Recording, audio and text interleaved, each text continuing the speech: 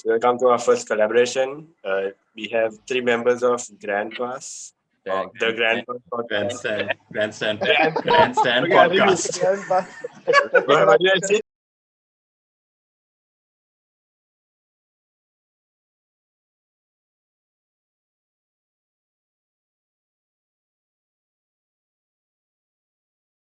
Ceylon Pass. Total football. Hi everyone, my name is Kavinka Fernando and I am a Liverpool fan, as you can see with the posters at the back. Hi guys, my name is Shabin Webster and I'm an Arsenal fan. Hi guys, I'm Abhishek Fernandez and I'm a Barcelona fan. Kavinka, why don't you take it off? What do you think about the resurgence of the top six? The new top six?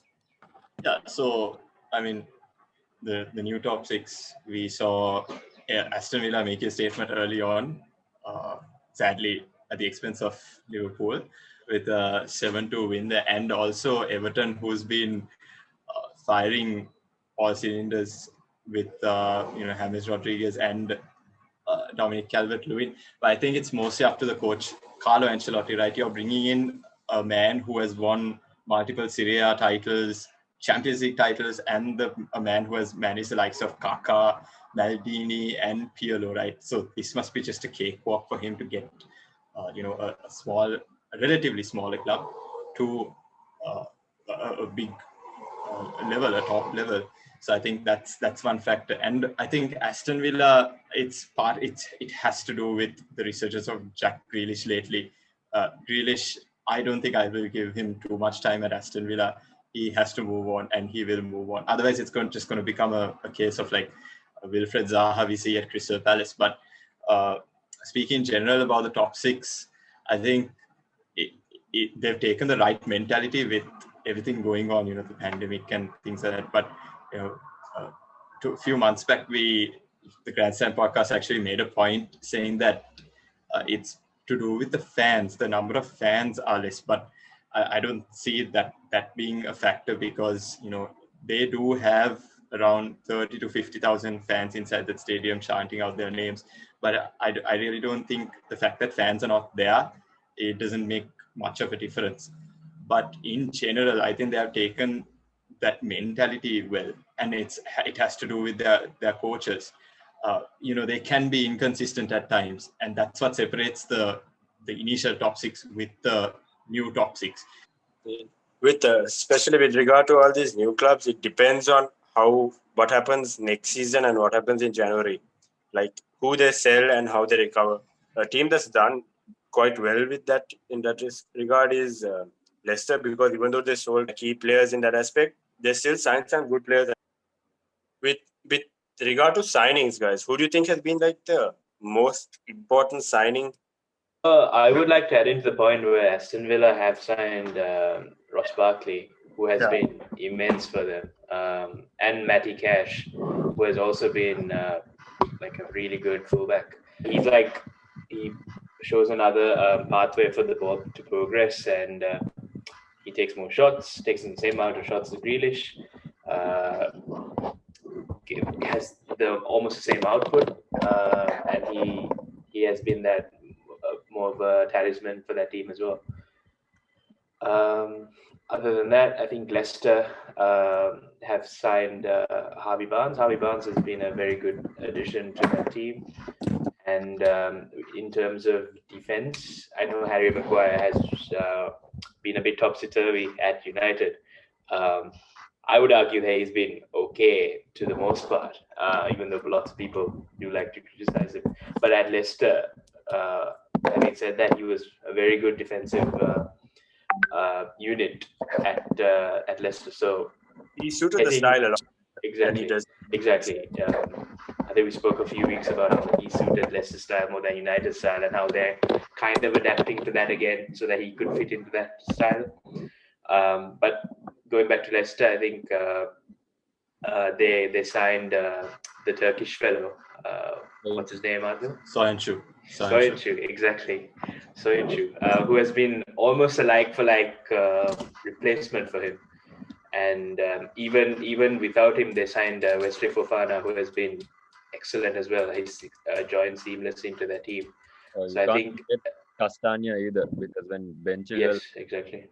left. Yeah, but adding on to sorry, Adi, but adding on to Duran's point, I think Ricardo Pereira, he is missing in that team for now. And like you said, Fofana, although he is really impressive, I watched him during the Liverpool game, and he was having so much of trouble with Robertson and Mane on that side, and it was really hard for him to cope with it. So Ricardo Pereira needs to come back. I think that's one of the key things, because he scores goals and he assists. He's more like a Robertson is to Liverpool, what he is to Leicester. So Also, I think a guy who has been kind of under the radar, we didn't really mention him, is Callum Wilson. I think he's doing pretty well for Newcastle, right?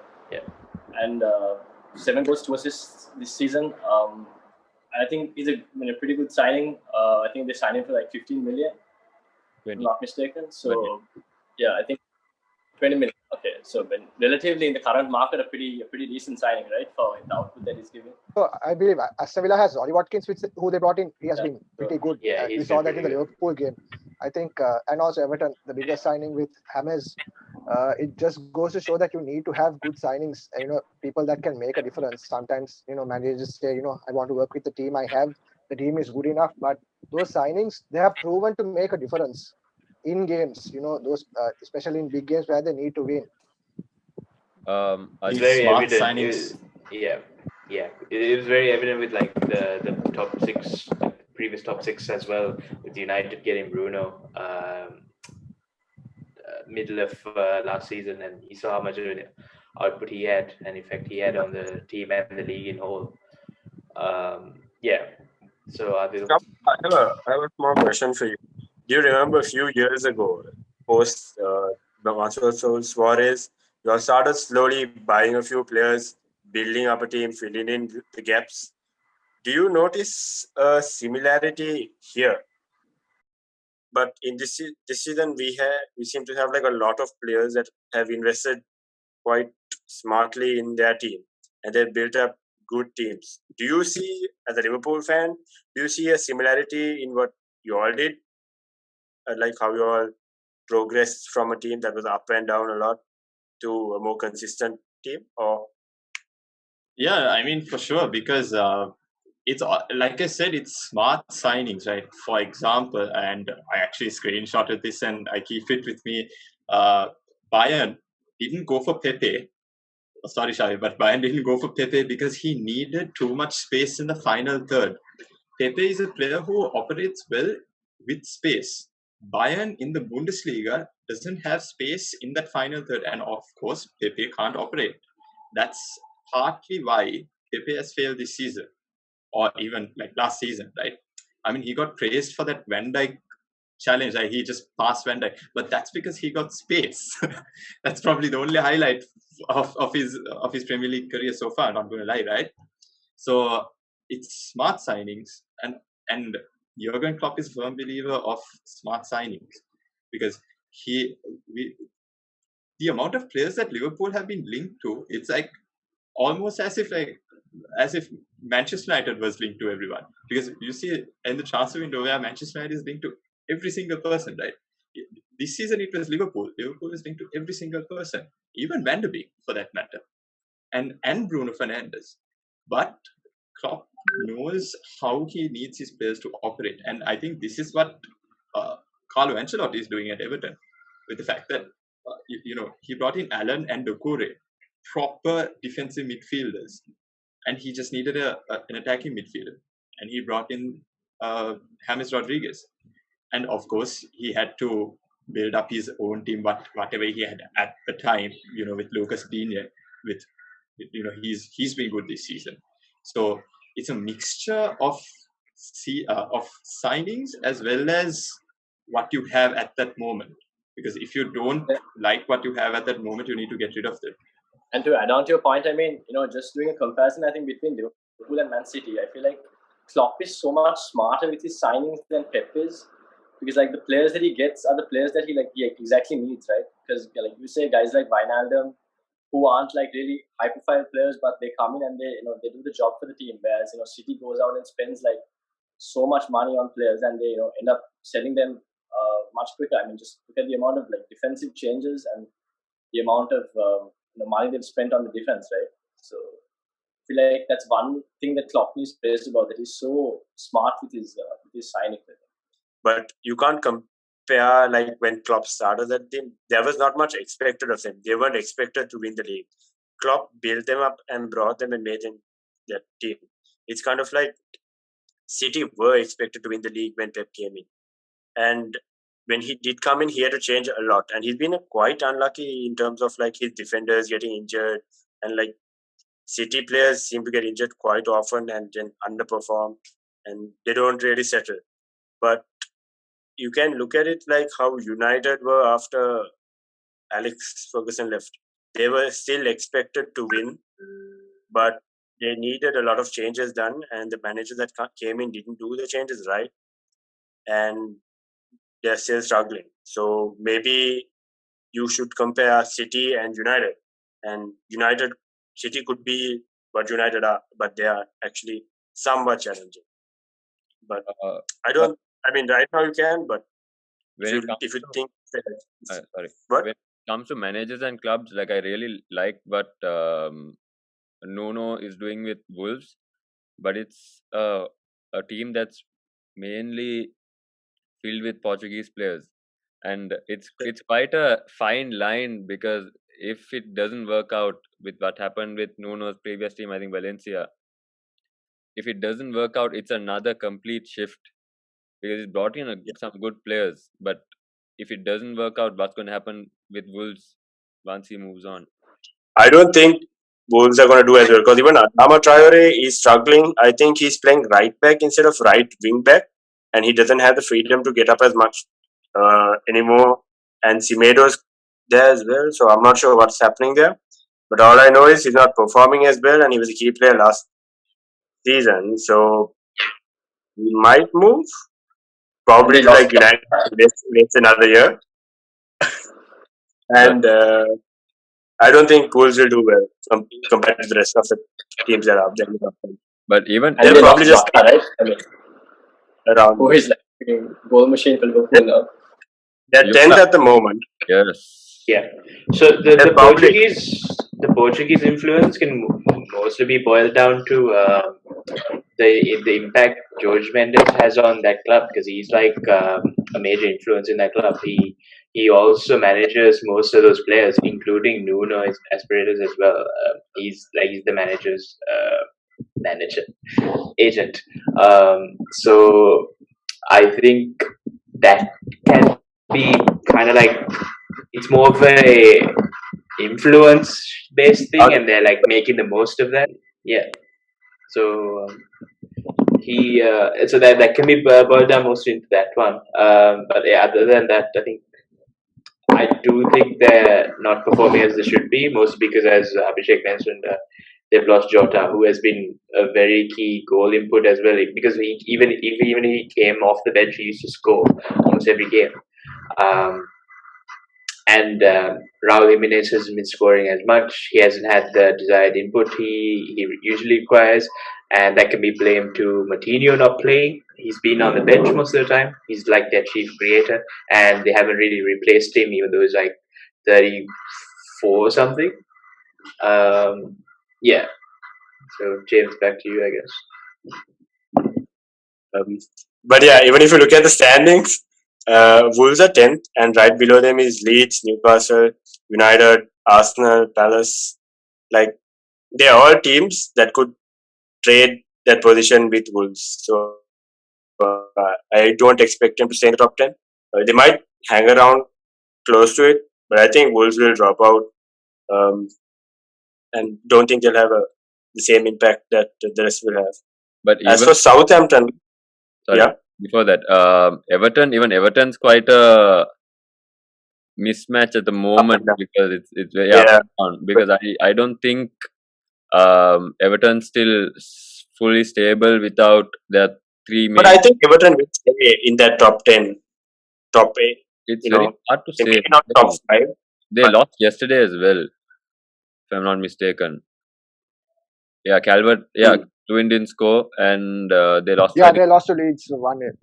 Uh, Plus 1-0 to and Leeds. they've lost their last 4 matches. So it's a very downhill at the moment because they started off strong.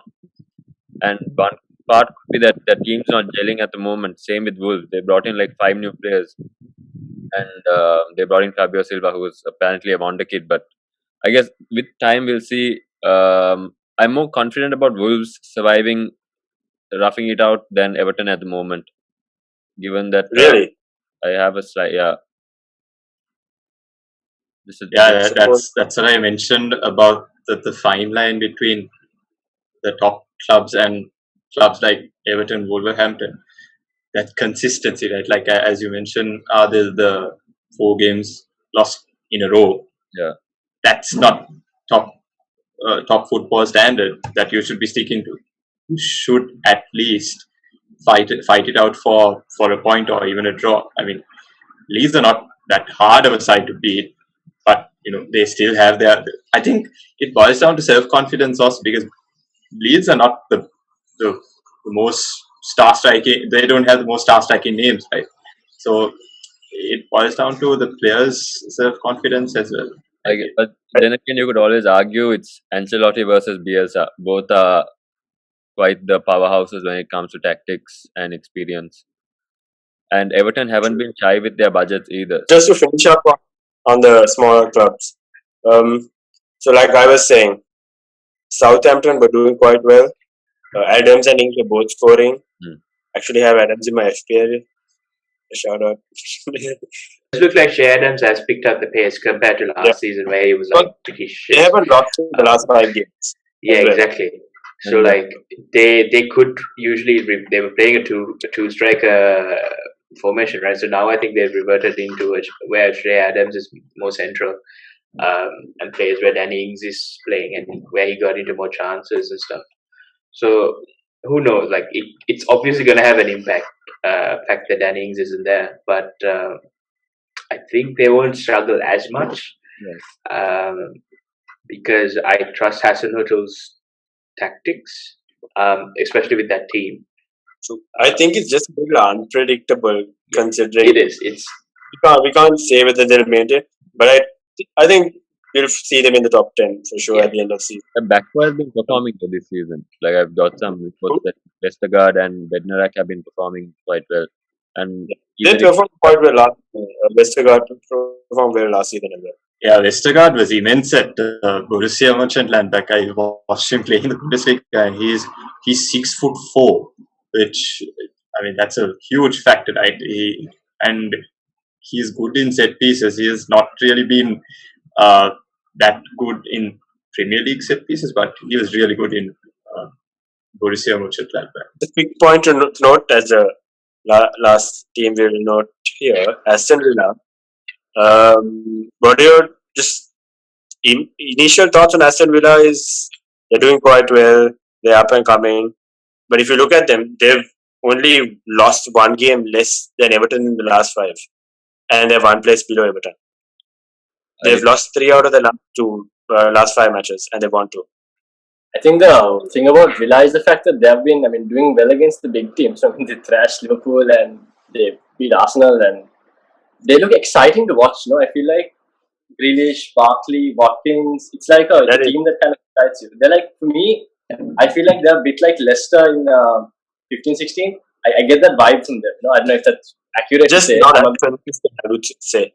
They're good, but just not as consistent to. Yeah. I don't think they'll be up there, but I think they'll be there and about causing trouble for sure. Till the end of the season. I really enjoy watching Villa games, like this season, mostly because like you can see how well Grealish, Watkins, and Barkley have been connecting in that team, and I think Barkley being injured, as I mentioned before, might be a possible cause for them to start losing matches or like not getting good results now. But we'll see how it is. It's very unpredictable at the moment. But then again, they also have quite a few new signings. So I feel like the second half of the season would be really the time to watch Villa perform. Yeah. It'll be interesting to see Leeds as well because they play such like energetic football. Like they give so much into it.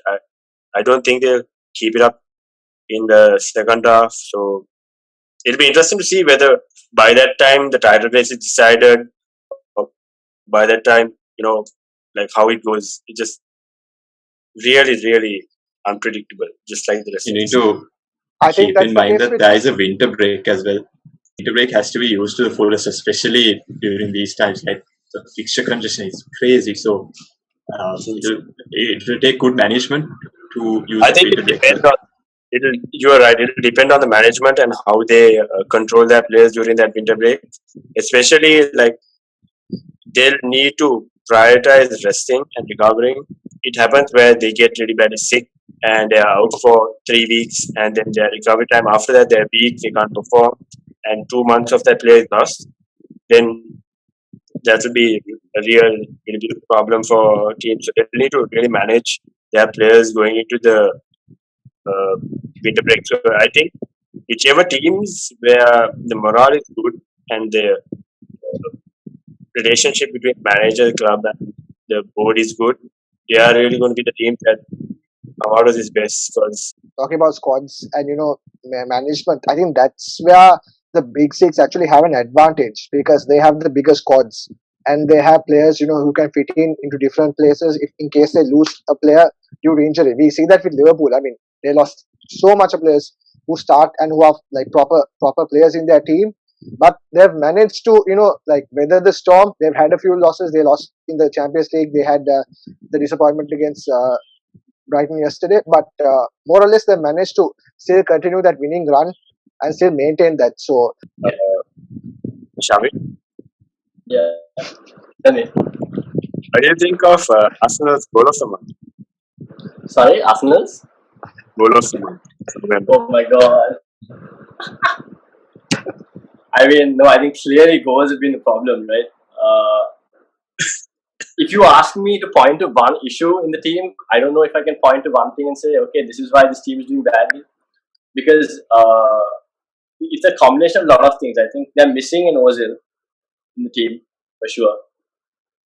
If you watch an Arsenal game, if you watch the United game, right? I mean, they played pretty decently, but what they were doing was they were sending the balls to the wings and they were just crossing it in. They just kept crossing the ball in.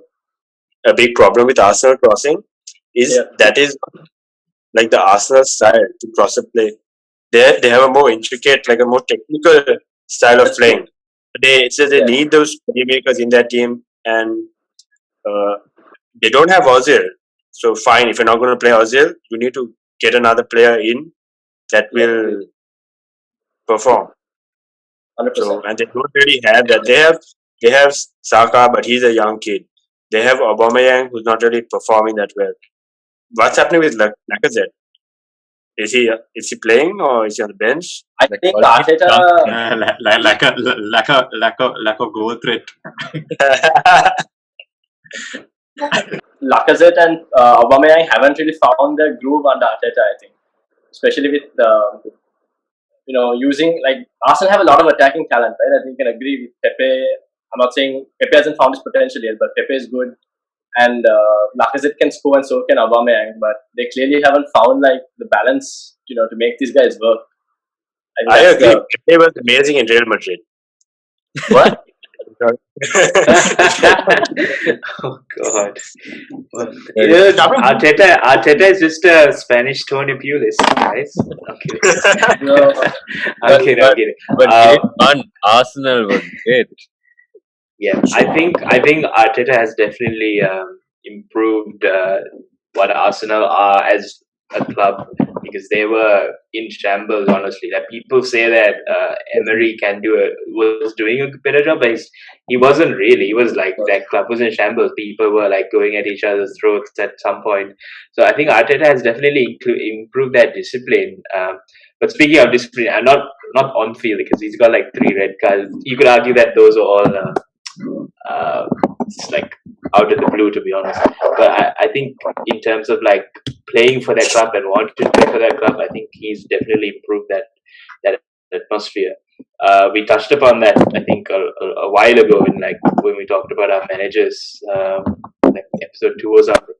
But I think, as Shavin mentioned, Auba and Lacazette have been struggling this season, mostly because they don't have a good chief creator.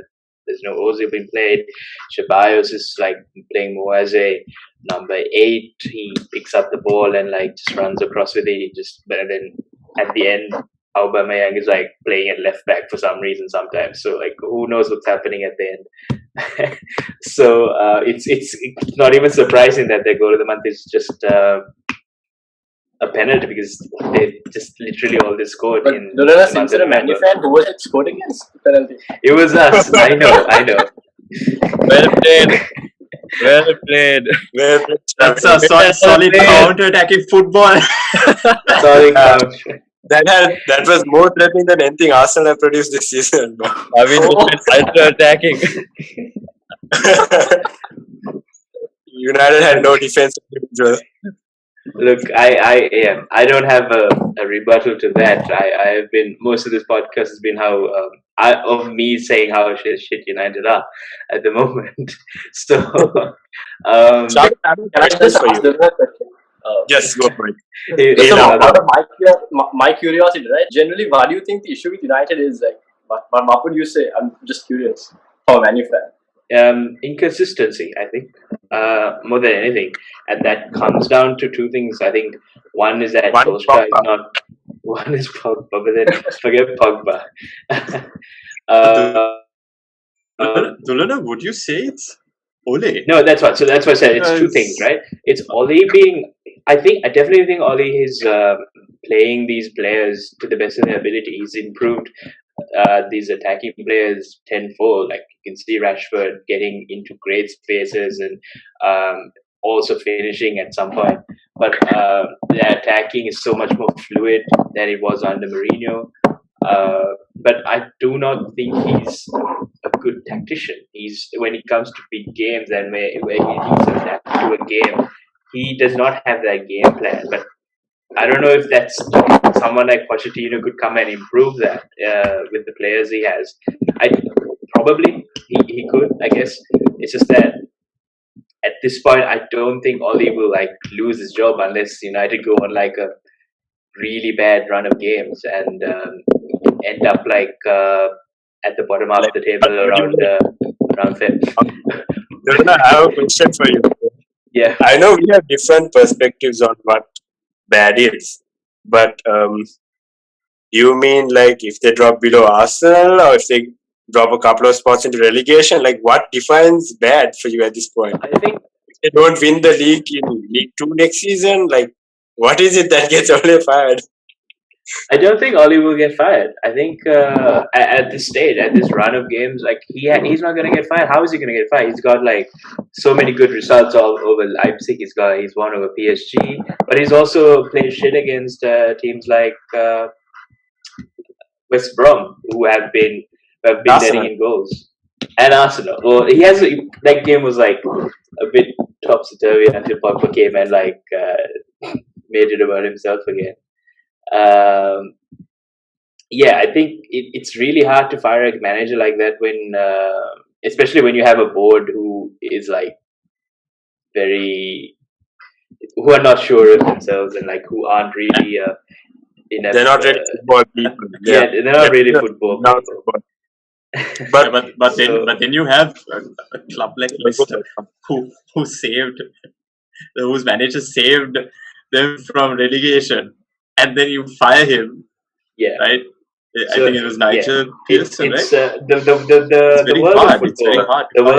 The world of football is very unforgiving. Yeah. It's like it's very some people find loyalty over anything. So it also helps that Ole is a club legend, or he's been a player who has been at that club for a while, and he's been supporting that club ever since he was a kid, and he's grown up as a player who enriches that United DNA in captions, if whatever you want to call it. I think that's a very tough decision, and whenever people mention firing Ole, there's always that debate. So who knows? At the end of the day, as I said, it's where they finish up, right?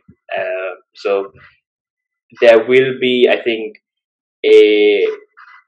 look into how Oli will be going, or if he will stay or not at the end of the season. I don't think he will be fired mid-season, because that would put us into another crisis. Cool.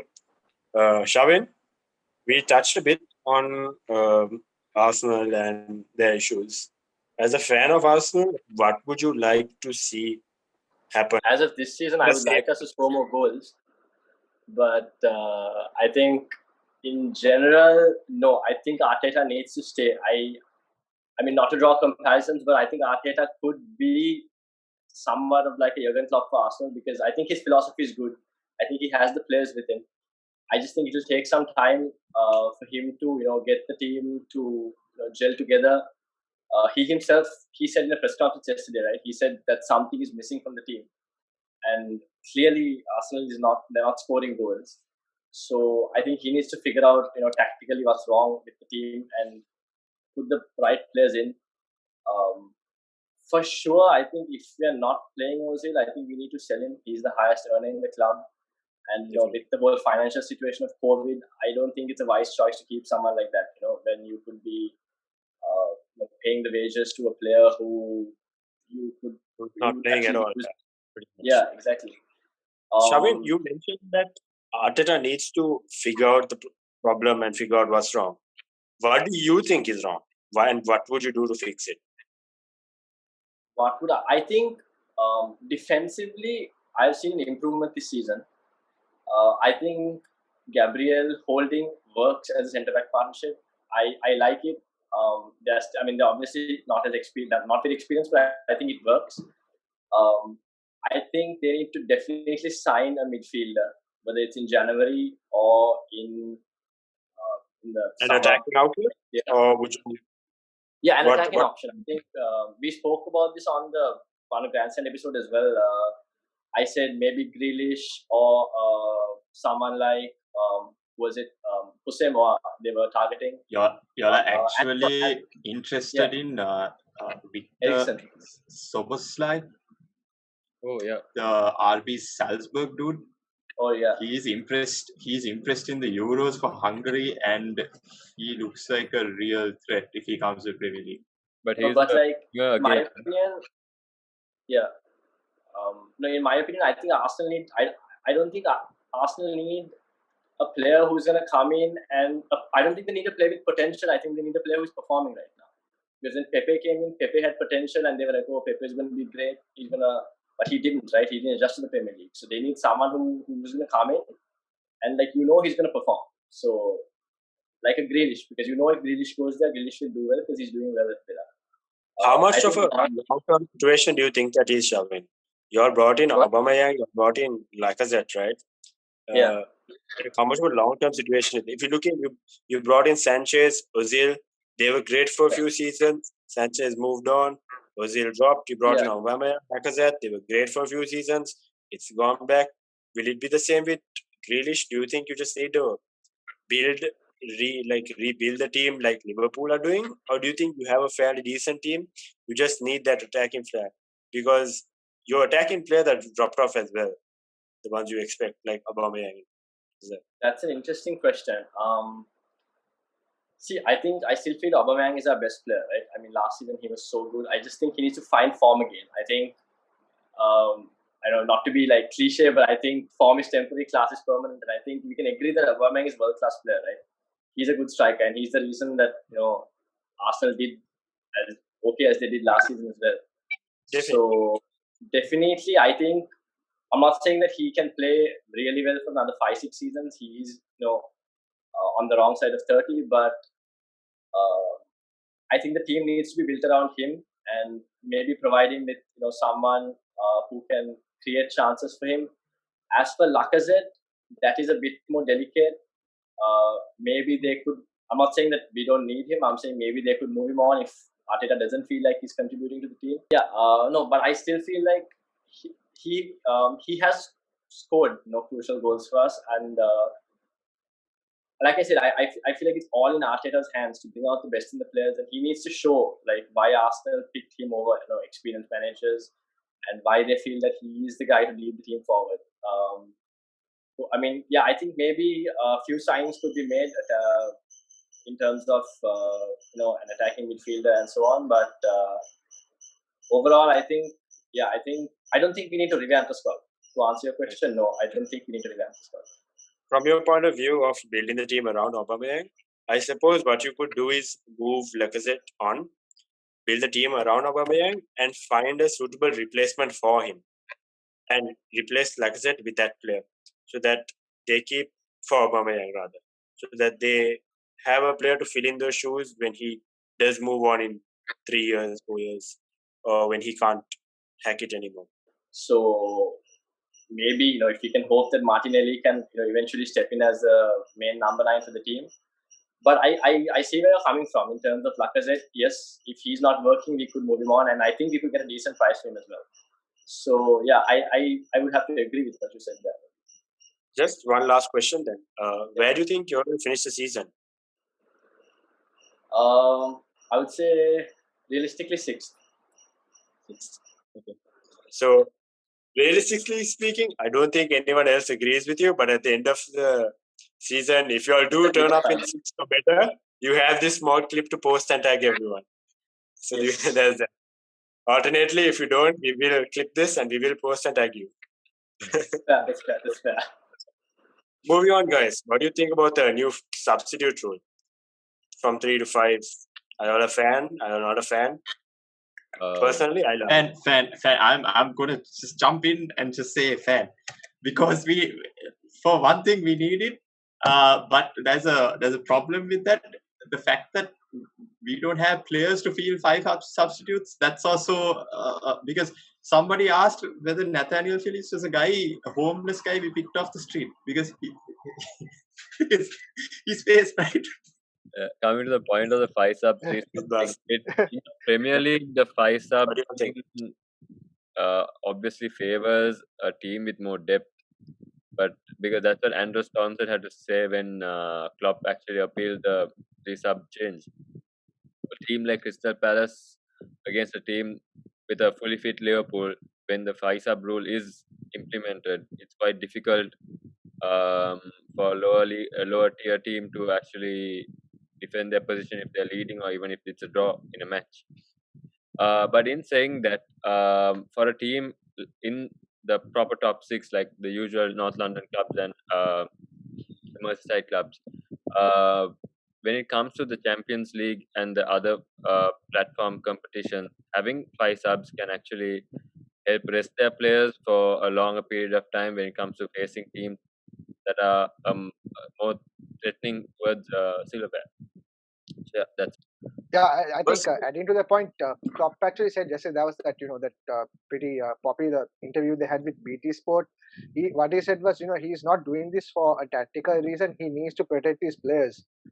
He said he would have obviously brought off Firmino if he had the 5 substitutions, because he needs to protect them. And I think it's really necessary, just because of the fact that, with this COVID situation right now, they need to protect their players, because a lot of players are getting COVID, and after getting COVID, they are brought back into the team because they are important. They're required But yeah, exactly, and the fact that they are recovering from this disease, it's a physical toll, right? It's not easy to recover from any disease, but more or less, this is a disease that affects the lungs and your respiratory system, and you're asked to play a physical game over 90 minutes. You need to have a way of bringing them off after they've made an impact. So I totally think that this should be implemented, and I think the Premier League is kind of they're very silent about it, because Klopp had mentioned that the vote they had last week was standing at 15 to 5, which is way more than the majority. So it's up to the Premier League now to actually make the difference, because all the other leagues have it. You take La Liga, you take Liga, and you take Serie A, all of them have it. So I don't know why the Premier League would not opt to have this. Just to backtrack to Adil's point on how they said that it won't really favor the smaller teams. For one, I think that's not entirely accurate. For one, the bigger teams are at a disadvantage because they have more fixtures. Even though they do have more depth, more quality of players, they do have more fixtures as well. I think you can overcome the the 5-sub rule by making your tactics better. It's basically you have to change up your tactics. You may not start your best team. You may start a team that is more fit. More than Isn't that a anything, fair point? it favors any player. It favors all players. You either get to rest more or you get to play more as a substitute, and that would mean you get to give youngsters more time. Say you have 3 substitutions you need to make, and you have a fourth kid just on the bench. He gets to play. Maybe they even make the bench larger than 7 players. I'm not too sure, but to accommodate more people, make it larger. It allows people to come in, play. It makes the entire squad bigger, and it's not just for players. Even though it does help them, it can eventually help pretty much every player. It just depends on how people adapt to it and deal with it. But you said that they don't have to play their best 11 at the start, but imagine they play a fully fit Liverpool against a not so great Team B, almost low tier team. They could demolish You them. don't necessarily play like your weakest team. You could play your fittest team, your most physical team. You could take out a player who would, probably defend better, and then you could bring him on. Whereas Liverpool, yes, they will bring on players as well, but then so will you. You get it? Because either way, if you look at it, if you play your best team against their best team, Liverpool's best team against, say, Bolton's best team, okay, there's going to be a massive difference either way. So if you're saying, oh, Liverpool can bring in 5 players, so can you, okay? Liverpool's team players are always going to be better than you. It's just a matter of how you adapt to it. So it's just going to be another strategic thing as well. How you make your decisions, like how do you deal with the 11? Either way, the team only plays with 11 players on the pitch. And to say that, it's unfair that Liverpool can bring on 5 more world-class players, and then that's basically you saying, okay, so are you saying only the 11 players in your team are good enough to defend? Or are you going to have faith in the players who are not as who haven't made it to the first 11 and give them the chance to play?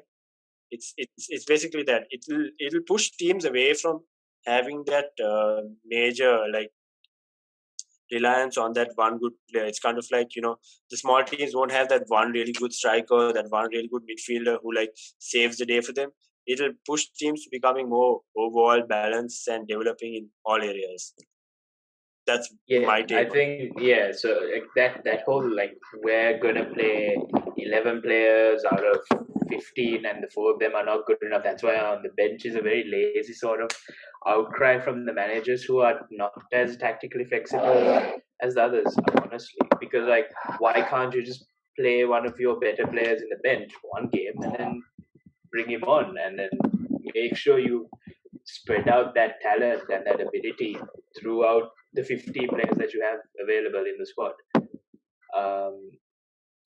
So I agree with James there. It's the agreement for just to add on, yeah, for sure. Yeah, because I'm in for 5. Yeah, bro, I can't. In the 5. Adil, what do you think it's a good idea, or do you just think that it can go both? Better idea than having 3, because 3 is I also feel like a bit restrictive as well. In a sense. Yeah, it's just a game developing, and it needs to develop because the level of physicality that's needed now, you need to protect the players. So more than anything, the players should come first. And I think this is showing that. And just to add on, I think Abhishek also mentioned it earlier. It's just the Premier League that's not adapting this, right? All the other leagues are doing it. What is the difference in the Premier League smaller clubs to the other smaller clubs? Why can't they adapt as well? If you look at it, the Premier League clubs in terms of other clubs are more financially well off. So it's a matter of top management to bottom itself. It's the whole organization itself just needs to manage it better than just focusing on just the players and the manager itself. I also have a personal opinion that the Premier League is more rigid because they feel like they have this tendency to be more old-fashioned. and that is why their football clubs don't develop as well, in my personal opinion. Like the lower teams, like if I look at La Liga and I look at like the smaller clubs in La Liga, they all play quite good football. Whereas in England, like the mentality is a little different. It's kind of like get it to the byline, cross it in and head, put pressure on. It's more of a physical aspect than a technical aspect. Whereas it should be a mix of both. And I think if this decision goes through for the Premier League, it'll be another win for football overall, so that they can develop the sport more and push out that little bit of old-fashionedness that's happening. Yeah. Next topic, interesting one. Okay, Spurs. Does anybody have anything they'd like to say about Spurs?